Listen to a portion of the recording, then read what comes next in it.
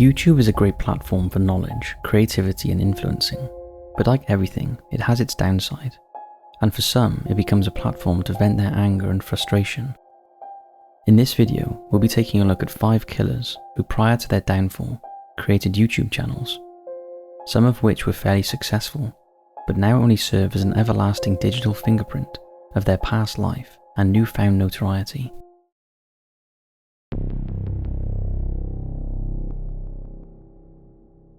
Anthony Powell.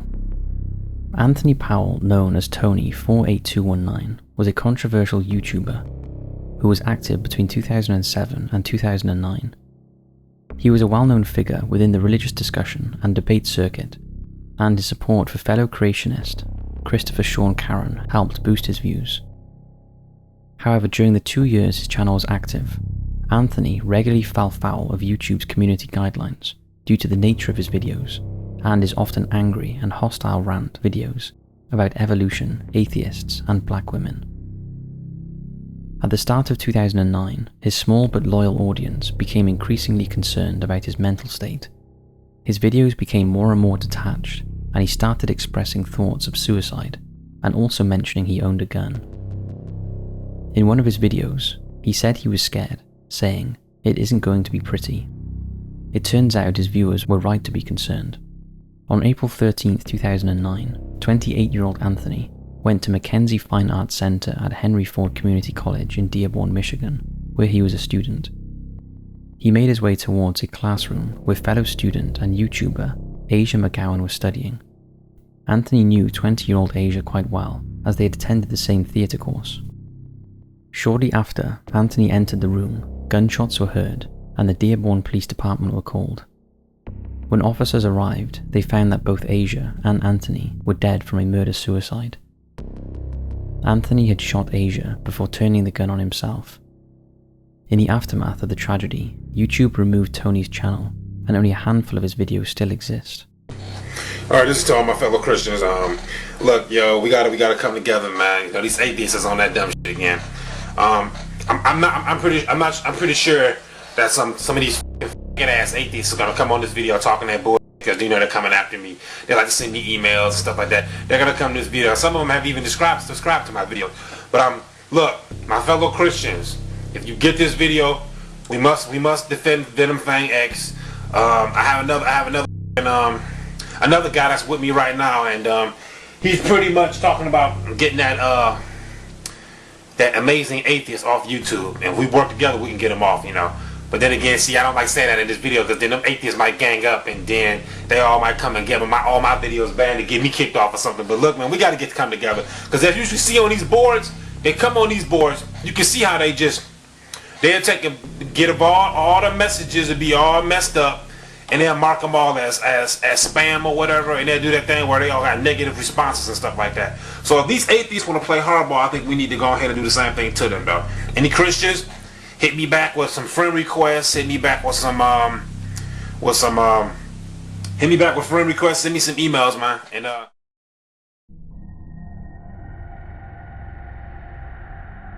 Randy Stair / Andrew Blaze. Randy Stair, who went by the name Andrew Blaze online, was a YouTuber with a fairly big audience. His first channel, called Pioneers Productions, was mainly him playing different games and goofing around with a toy horse head on a stick he named Mr. Horsehead. The content was light-hearted and entertaining, with a mixture of skits and vlogs. But as time went on, Randy's subsequent content became more serious and darker, and it became clear he was really struggling with his mental health. On his YouTube channels and other social media platforms, he openly talked about how he idolized the Columbine shooters, how he was obsessed with death, and the struggles he had with his gender identity. He also had an unhealthy obsession and love for a cartoon character named Amber McLean from the series Danny Phantom. In some of his videos, he spoke venomously about his hate for his father. However, perhaps the most chilling of posts were those when he talked about his plan to commit mass murder. Although despite these red flags, it seems no one took him seriously, even his mother took him out to buy guns. On June 7, 2012, at approximately 10:52 p.m, 24-year-old Randy Stair arrived for his shift at the Wise supermarket in Eaton Township, Pennsylvania, where he had worked for the past 7 years. He started his usual routine, but unbeknown to his colleagues, he began to block each of the emergency door exits. He also sent out some disturbing tweets to his many followers. In one he says, "To all of the loving, caring, beautiful people in the world, I hope you can find it in your hearts to forgive me. I robbed you of an angel." Just before midnight, Randy texted his mother and told her about a journal he had kept that details all of the planning of the events that were about to happen. He then applied black eyeliner and black lipstick to look like his idol Amber McLean, and walked through the supermarket shooting 3 of his fellow workers dead before turning the gun on himself. Everything went to plan, the plan he had been openly sharing online for the past few months. His final video was titled Supermarket Tour June 7th, the day before the shooting.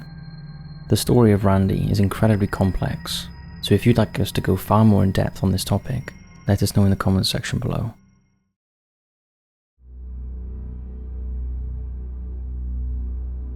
Gunnar Rúnar 87. In 2009, Icelandic Gunnar Rúnar Sigurþórsson posted a sole video on his YouTube channel, Gunnar Rúnar 87. The title was in Icelandic, and translated meant, "My Confession to Hildar." In the 3-minute video, Gunnar declares his love for his girlfriend, Hildar. Gunnar was born on March 15, 1987 in Iceland. He grew up a troubled soul after witnessing his father commit suicide by gunshot in front of him when he was just 9 years old. But things seemed to be looking up for him when he met a girl named Hildar in school and fell deeply in love with her. Unfortunately, his love was not reciprocated by Hildar, who only considered Gunnar as a friend and later became engaged to another man. Undeterred by this, Gunnar still pursued Hildar in the hope that she would change her mind, and in 2009 uploaded this sole video to his YouTube channel. Hæ, þetta myndband ætlað henni Hildi. Þetta frekar erfitt fyrir mig að segja, var rosalega feimin, en Hildur stelpan sem búin að vera að fara með á hverjum helgi, næstu því, hverja helgi, og hún án efa sérstakasta manneskja sem ég nokkuð tímann hitt. Ég verð svo ótrúlega glaður bara að vera nálægt henni, það þarf ekki meira. Og þetta ætlað þér, því að ég held ég orðinn ástfanginn af þér. Ég veit það mun örugglega vera svolítið erfitt fyrir þig. Þú virðist hafa átt frekar átt með stráka í fortíðinni, en ég rétt að vona að ég verði ekki svo sami, eða að segja ef þú vilt fara út með mér einhvern tíma. Það eins og ég segi, alltaf hægt að prófa, og þú þarft ekkert að vera hrædd. Ég brotna ekki það auðveldlega, ég þótt ég líti nú ekkert rosalega töff út, en það alltaf hægt að breytast. Hildar learns of the video and tells Gunnar to remove it, however he doesn't. 1 year later, on August 14th, 2010, Hildar was at a nightclub for a party in which Gunnar was also present. Hildar got very drunk and asked Gunnar, who was equally intoxicated, to drive her home. He willingly obliged, but instead of driving her to the home she shared with her fiancé, Gunnar drove Hildar to his own home and carried her up to his bed to let her sleep there while he slept on the couch. The next morning, Hildar woke up and wasn't happy with what Gunnar had done, and called a friend to pick her up and drive her home. As she entered her home, she found her fiancé's naked body at the top of the staircase covered in blood. She ran outside, and the friend that dropped her off called the police. The police soon arrived and found the man's body badly beaten and stabbed. He'd been subjected to a frenzied attack. Police then questioned several people close to him, or those who knew him, including Gunnar. It didn't take long for the police and the media to discover Gunnar's video from the year prior, and also found it suspicious how Gunnar took Hildar to his home instead of her own. And on August 16, 2010, he was arrested as a suspect. Police also searched Gunnar's car and found traces of blood in the trunk. Gunnar was held in custody for 24 hours, but was later released due to lack of evidence. However, despite meticulous planning on his part, he had left a bloody footprint at the scene of the crime, and the shoes he was wearing were so rare in Iceland that police were able to pinpoint them to him, and he was arrested for a second time. Gunnar, who was unable to explain how the shoe print got there, finally confessed to the murder. He also said that he threw the murder weapon off a pier in Reykjavik. This was caught on CCTV.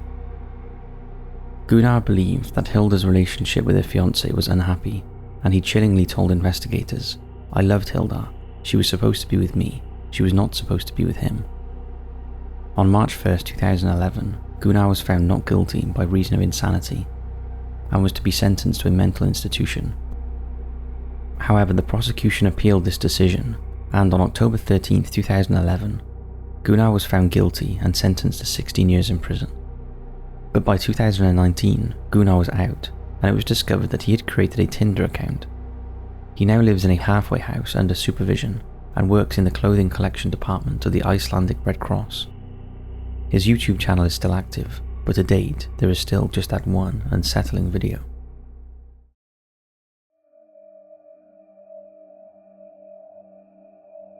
Giannis Paraskakis 1. Suzanne Eaton was a respected American scientist and professor of nuclear biology at the Max Planck Institute of Molecular Cell Biology and Genetics in Dresden, Germany.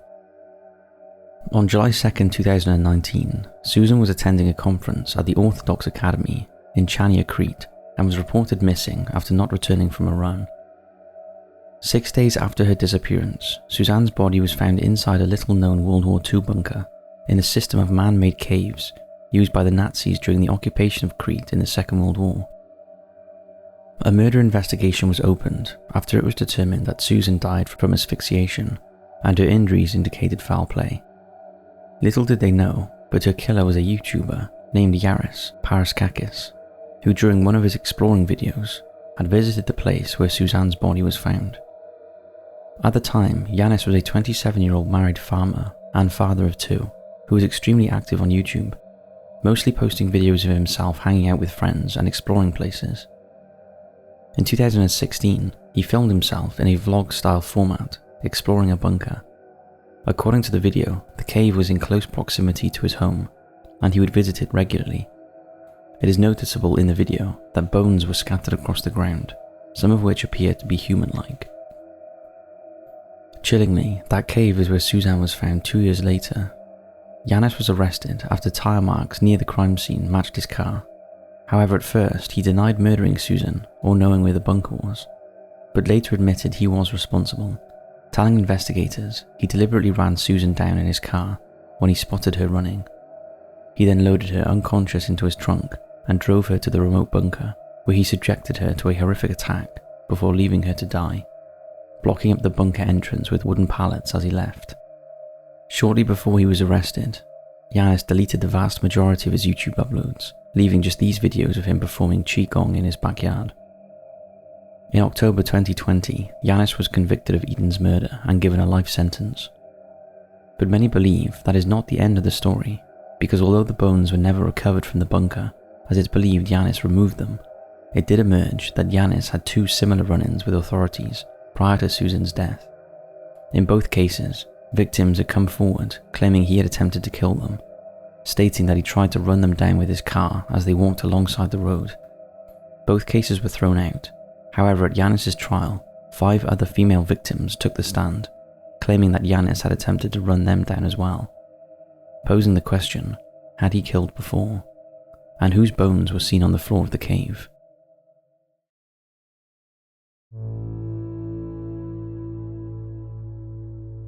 Samantha Wohlford. Samantha Wohlford was a mother of 5 from Mount Pleasant, Texas. By the age of 19, she had given birth to twins with her high school boyfriend. But when that relationship ended, she met Ernest Ibra, had a tattoo shop, and the couple started dating.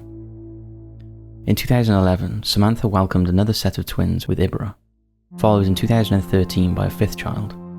But things weren't always happy in their relationship, and in 2014, she threatened to leave Ernest. However, he talked her around and the pair ended up getting married. Ernest worked 2 jobs to support the family, and to try and make extra money, Samantha set up a YouTube channel.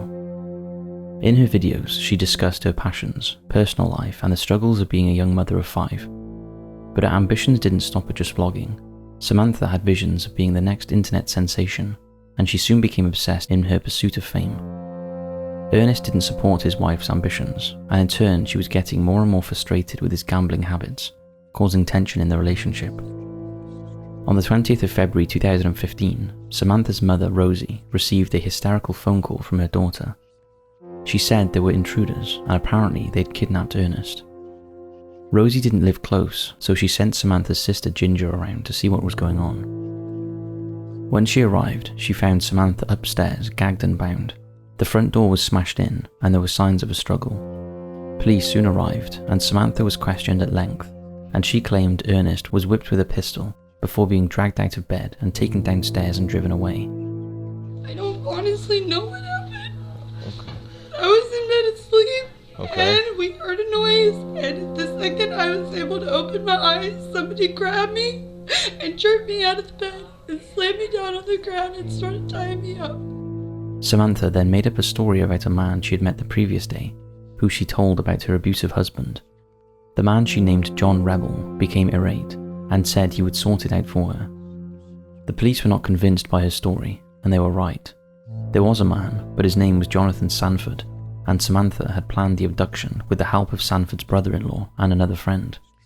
They had used Samantha's car to abduct Ernest, and they took him to Sand Crossing in Camp County, Texas, where they shot him. Samantha finally got the headlines she craved, but for all the wrong reasons. She and her accomplices were found guilty, and Samantha will spend the rest of her life behind bars.